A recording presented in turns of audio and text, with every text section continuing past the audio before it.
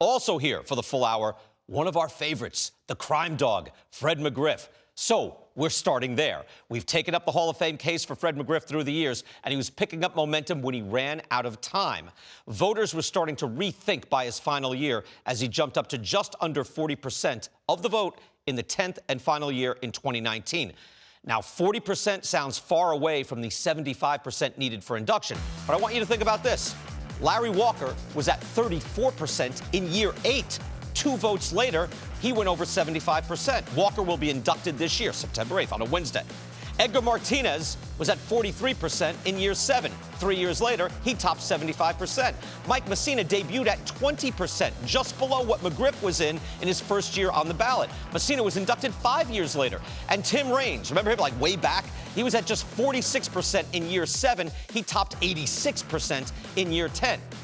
I think Fred McGriff was just a few years away. But a big rule had changed from 15 years on the writer's ballot to just 10. Hall of Fame did that. That made a big difference for him.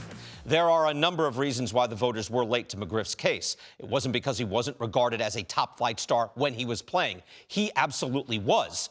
For those of you too young to remember, let's do a little digging in.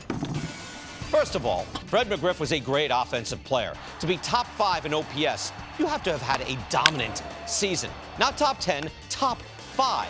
McGriff was top 5 in OPS 7 straight years. Led the league once. He was also top 5 in home runs for those 7 straight years. For a full decade, he was one of the game's top producers. From 1988 to 1997, a full decade, only Barry Bonds had more runs created than McGriff. Runs created measures volume. McGriff had high OPS, he had the rate stats, and he played a ton. Part of McGriff's perception problem is that he finished with 493 home runs. That used to seem like a lot, until Barry Bonds, Sammy Sosa, Mark McGwire, among others, found the PED fountain of youth and made the 500 home run club look pedestrian. So think about this. Fred McGriff is only 9 months older than Barry Bonds. Bonds had his first full season in 1986, McGriff in '87. Bonds was a big-time power hitter from the get-go. He led the National League in home runs with 46 in '93. And yet, through both of their 20s, by 1995, Bonds' age 29 season, McGriff's age 30 season, for their first 10 years, Fred McGriff had more home runs than Barry Bonds. I'm not saying Fred McGriff is a better player than Barry Bonds. Bonds played outfield, he walked more, he stole bases, but it's close. Bonds' OPS plus was 159, McGriff's 153. There's a difference, but it's not a monstrous difference.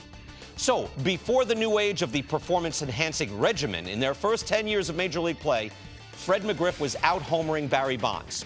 I'll say it again. Fred McGriff was out-homering Barry Bonds when it was straight up. Out-homering the eventual home run leader. You know what else should matter? McGriff was a flat-out winner, championship player. The Atlanta Braves made their big trade for the crime dog in July of 1993. McGriff was a beast. Slugged .612 down the stretch, had 55 RBIs in 68 games. Atlanta won 104 games, won the NL West by 1 game over the Giants. They don't win that division without him. In the 1993 National League Championship Series, McGriff had over a 500 on base, slugged nearly 700. That's unbelievable. But the Phillies beat the Braves in that series, so that performance is kind of lost to history. 1994, next year, McGriff had a career high in slugging, and the Braves had the second-best record in the National League. But the strike ended that season early, so that whole year, again, is kind of lost to history. 1995, the very next year, McGriff is back with a vengeance. In that postseason, Fred McGriff scored 14 runs in 14 games. He had a .415 on base, slugged .649. He slugged over 600 in each of the 3 series, powering the Braves to their first and only World Series championship in Atlanta. That's what Fred McGriff did. And postseason, well, performance should matter. Again, you shouldn't hold a small sample struggle against a great player. But what if he is a great playoff player? Shouldn't that be a big plus? These at-bats matter even more. In 218 plate appearances in the playoffs, McGriff had a .385 on base, .532 slugging percentage. His power, impact, effect on winning put him over the line to be a Hall of Famer.